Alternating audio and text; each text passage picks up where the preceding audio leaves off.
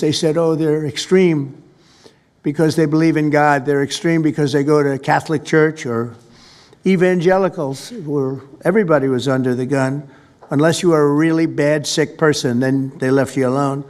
Under the Trump administration, we're going after Antifa criminals, and all who fund and support their campaigns are in serious trouble. And we have a lot of records already, a lot of surprises, a lot of bad surprises. It's people that you would never think. I want to thank Attorney General Pam Bondi, who, by the way, yesterday was incredible in Congress. It was amazing, and she just did it from the heart and the brain, because she's very smart, in all fairness. But she did it from the heart, and she did it an incredible. Everybody was talking about it. She exposed some of these fake senators, these terrible senators, people like Blumenthal that had a phony war record. For 20 years, he talked about it, what a hero he was, and it turned out he never went to Vietnam.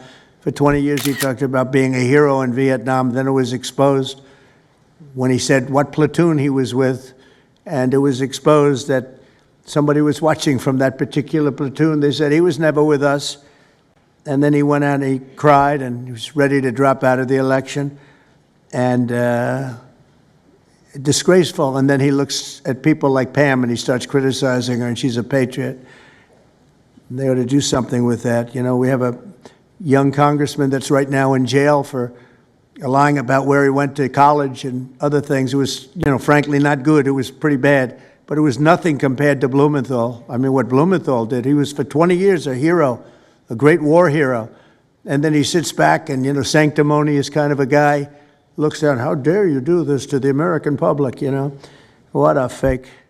But I thought Pam was incredible yesterday, as well as Secretary Kristi Noem, who's really out there courageously, and I appreciate it, Kristi, amazing what you're doing.